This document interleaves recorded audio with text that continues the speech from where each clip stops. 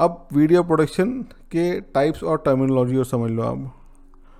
कई सारी चीज़ें जैसे कॉपीराइट टर्मिनोलॉजी क्या होती है, हमें जो ना इन जब भी हम ऑडियो वीडियो फुटेज यूज़ करते हैं हमें ये बहुत ध्यान रख के चलना है कि वो फुटेज पे किसी और का कॉपीराइट तो नहीं है, क्योंकि वीडियो मतलब विजुअली स्क्रीन पे दिखने वाली चीज़ जब उसको एक्सपोर्ट कर देंगे ना तो वो वीडियो हज़ारों लाखों लोगों तक जाएगा और किसी ने बोला कि भाई इसमें मेरा वीडियो है, मैं उसके लिए आप पे केस करना चाहता हूँ, तो वो आप पे केस करने का पूरा दावा कर सकता है।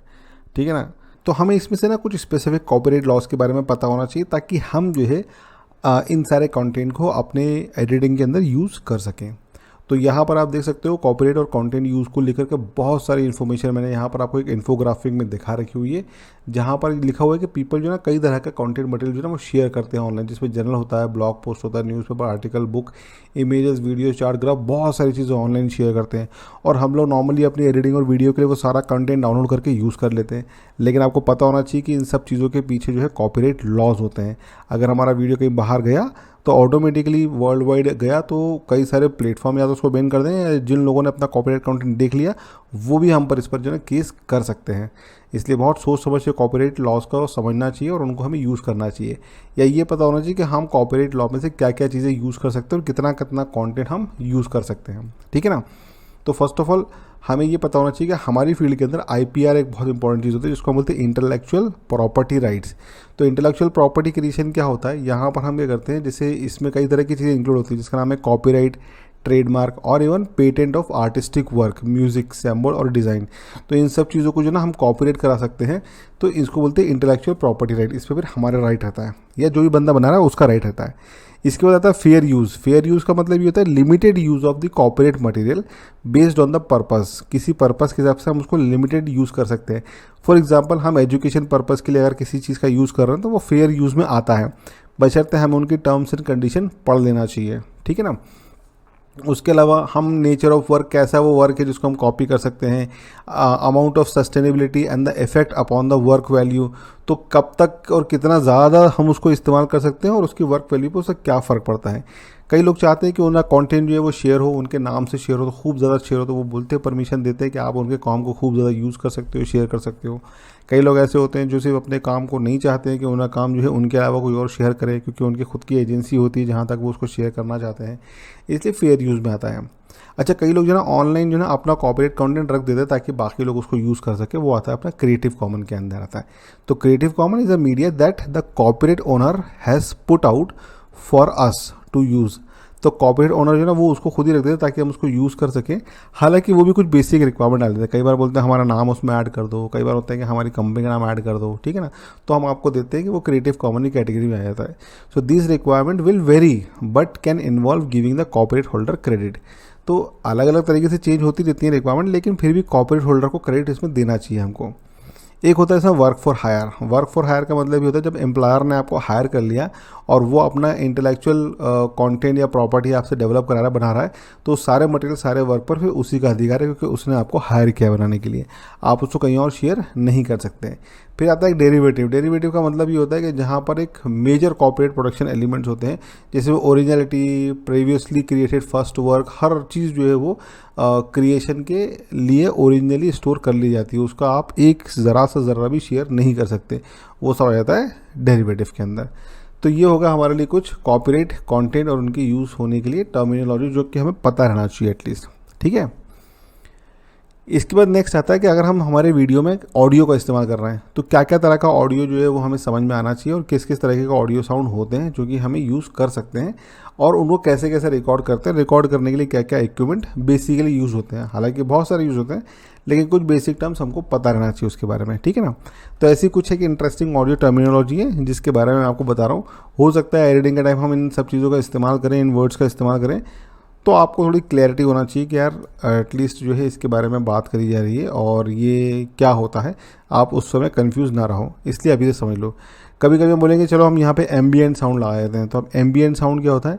एम्बियंट साउंड होता है एक एनवायरनमेंट का साउंड, आपके आसपास का साउंड, एक रूम का साउंड, उसको हम बोलते हैं एम्बियंट साउंड।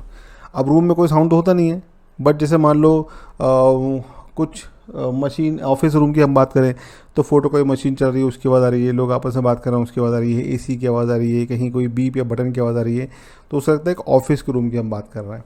क्लासरूम की अगर हम बात करें तो बच्चों के चहचहाने की आवाज़ आ रही है, बाहर से जो है विंडो के बाहर से चिड़ियाओं की आवाज़ आ रही है, बच्चे कॉपी किताब निकाल रहे हैं, बैग रख रहा है उसकी आवाज़ आ रही है, शूज़ की आवाज़ आ रही है। तो ये सब चीज़ें मिक्स होकर के एम्बियंट साउंड का काम करती हैं। ऐसे ही जैसे मान लो फ़ैन चल रहा हो तो वो एम्बियंट साउंड में आ जाता है ना। कहीं पर अगर विंड वगैरह चल रही हो तो वो एम्बियंट साउंड में आ जाता है। कहीं पे पानी बहने की आवाज़ आ रही है वो एम्बियंट साउंड में आ जाता है। तो ये सब नेचुरल साउंड होते हैं जिनको हम क्रिएट नहीं करते, लेकिन इससे एक एनवायरनमेंट का फील आता है कि भाई साहब यहाँ पर एक एम्बियंस है, एक एनवायरनमेंट है आसपास, तो उसे हम कहते हैं एक एम्बियंट साउंड। ऐसे ही एम्बियंट साउंड को कई बार लोग ना बैकग्राउंड या बैकग्राउंड साउंड भी बोलते हैं या बैकग्राउंड साउंड भी करते हैं, लेकिन बैकग्राउंड साउंड नाम से कोई टर्म होती नहीं है, बैकग्राउंड म्यूजिक ज़रूर होता है। तो बैकग्राउंड म्यूजिक जो है मतलब सिचुएशनल म्यूजिक होता है जो अलग अलग सिचुएशन के हिसाब से बैकग्राउंड में लगा दिया जाता है ताकि यूज़र का दिमाग और ज़्यादा जो है ना फोकस्ड रहे हमारे कंटेंट के ऊपर, इसलिए बैकग्राउंड म्यूजिक भी लगा दिया जाता है। लेकिन यहाँ पर देखो अगला क्या दिया, फोले साउंड। नाम थोड़ा सा इंटरेस्टिंग है, फोले साउंड इफेक्ट। ये वो साउंड इफेक्ट होता है जो कि हम एडिटिंग के टाइम अलग अलग पोर्शन पे लगाते हैं ताकि हम स्टोरी को लोगों के दिलों में विजुलाइज करा सकें। जैसे मान लो अगर हम बोलते हैं कोई बंदा चल रहा है तो चलते चलते अगर उसके फुटस्टेप की आवाज़ रहेगी ना तो वो उस स्टोरी को और ज़्यादा डायनामिक और इम्पैक्टफुल बना देती है। कई बार ऐसा होता है कि हम ये दिखा रहे हैं कि मतलब हम घूर के किस तरफ देख रहे हैं और वहाँ पे फुट स्टेप की आवाज़ आ रही है, मतलब कोई दूर से चलते हुआ आ रहा है बल्कि कैरेक्टर हम दिखाई नहीं रहे उसके अंदर, तो भी फुट स्टेप की आवाज़ हमारे लिए बहुत काम आती है। ठीक है ना। तो स्टोरी सुनाने के काम में आता है कई बार। जैसे मान लो कोई वॉक कर रहा है सीन के अंदर, या हॉर्स चल रहा है, या हमने मान लो फल फ्रूट काट रहे हैं उसकी आवाज़ आ रही है, या हम एक दूसरे से फाइट कर रहे हैं तो उसकी आवाज़ आ रही है। ठीक है ना। तो ये सारे साउंड कहलाते हैं हमारे लिए फोले साउंड है। ठीक है। ये लाइव जब शूट कर रहे होते हैं उस समय रिकॉर्ड करना पॉसिबल नहीं होता, लेकिन जब हम इसको एडिट टाइमलाइन पे लगा रहे होते हैं तो ये साउंड हमको अलग से चाहिए होता है, तो इसको हम फिर अलग से प्लेस करके लगा देते हैं। ठीक है ना। गाड़ियों का साउंड हो गया, हॉर्न का साउंड हो गया, तो ये सारे साउंड अलग से लगाए जाते हैं। इनको बोलते हैं फोले साउंड इफेक्ट। इसके बाद आ जाता है डायलॉग। डायलॉग क्या होता है, जब दो लोग या दो पर्सन आपस में बात कर रहे हो उसको हम बोलते हैं डायलॉग। अगर एक बंदा ही आपस में बात कर रहा है स्क्रीन पे देख के उसको बोलते हैं मोनोलॉग। ठीक है ना। तो मोनोलॉग मतलब एक कैरेक्टर बात करेगा, और डायलॉग का मतलब होता है जब दो कैरेक्टर एक दूसरे से क्वेश्चन आंसर के पॉइंट ऑफ व्यू से बात कर रहा हूँ, एक के रिक्वेस्ट पे दूसरे का रिस्पॉन्ड होता है या एक के आर्ग्यूमेंट पे दूसरे का रिस्पॉन्स होता है, तो इसको हम डायलॉग बोलते हैं।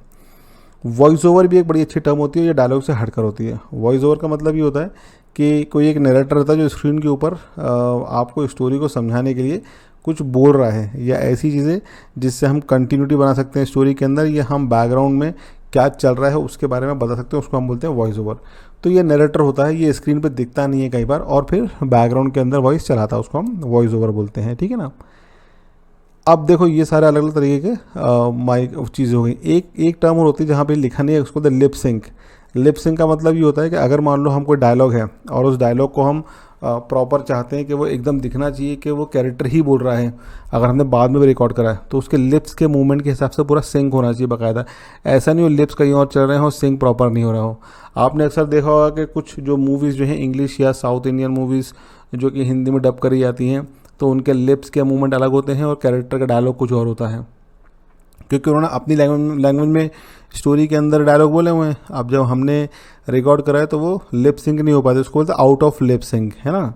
और कई बार सिंगर्स जो होते हैं तो गाने वाला कोई और होता है, अरिजीत सिंह गाना गा रहा होता है पर स्क्रीन के ऊपर हमें जो है मतलब शाहरुख खान दिख रहा होता है या कोई दूसरा एक्टर दिख रहा होता है ना। तो दूसरा एक्टर सिर्फ लिप सिंक करता है, लिप का मूवमेंट करता है और गाने के हिसाब से, और पीछे अरिजीत सिंह जो है वो सॉन्ग गा रहा होता है। तो अरिजीत सिंह का ऑडियो जो है वो लगाया जाता है और गाना जो है वो हमारा हीरो को करते हुए दिख रहा होता है, क्योंकि वो लिप सिंक कर रहा होता है, लिप्स को गाने के साथ सिंक कर रहा होता है। ठीक है ना। तो ये भी मुझे लगता है आपको क्लियर हो गया होगा कि लिप सिंक भी एक बड़ी इंटरेस्टिंग चीज़ होती है। Got it. अब इन सब चीज़ों को रिकॉर्ड करने के लिए अलग तरह के माइक होते हैं, तो यहाँ पर कुछ माइक मैंने आपके लिए लिख रखे हैं, जैसे लेपल माइक। लेपल माइक बहुत ही स्मॉल जो है बॉडी माइक्रोफोन होता है और इसमें क्लिप लगा होता है, और उस क्लिप को क्या करते हैं लेपल के साथ में अटैच करते हैं, उसको टाई कर देते हैं अपने कॉलर के साथ में। ठीक है। ताकि उस वहाँ पर जो है मतलब अपने कॉलर के पास में माइक लगा हुआ मिल जाए और जिसको आप यूज़ कर सकते हो। शॉटगन माइक क्या होता है, शॉटगन माइक भी एक बड़ा इंटरेस्टिंग माइक होता है जिसका बेसिकली इस्तेमाल ये होता है कि ये बूम पोल एक लकड़ी के ऊपर अटैच करा जाता है ताकि आप जो है एम्बियंस का साउंड ले सकते हो, या ऊपर टॉप से जो है जो भी इन्वायरमेंट का साउंड है, कैरेक्टर का साउंड है, वो एकदम क्लियर सुनाई देता है। इसको पोल पे क्यों बांधते हैं, ताकि इसको टॉप से ले जा करके बिल्कुल कैरेक्टर के ऊपर रखा जाता है ताकि कैमरे के फ्रेम के अंदर माइक ना आए। तो ऐसे में शॉटगन माइक का इस्तेमाल करा जाता है। एक होता है हैंड हैंडल माइक, इसको हम बोलते हैं ये हाथों के ज़रिए यूज़ करा जाता है, न्यूज़ के अंदर होता है। और हमारे पास जो है हाथ के अंदर एक आपने देखा होगा अक्सर माइक रहता है, जो न्यूज़ रिपोर्टर होते हैं उसको हैंड हेल्ड माइक बोलते हैं। फिर एक वायरलेस होते हैं प्रोस, जिसका मतलब होता है इसको वायर की ज़रूरत नहीं पड़ती, डायरेक्टली जो है ना आप इसको बैटरीज के ज़रिए कर सकते हो और इसमें रिसीवर्स के थ्रू जो है वो ऑडियो रिकॉर्ड हो जाता है। तो इस तरीके के अलग अलग ऑडियो माइक और सेटअप्स होते हैं। Got it? मुझे लगता है यहाँ तक अब आपको क्लियर हो गया होगा कि ऑडियो की क्या टर्मिनोलॉजीज होती हैं।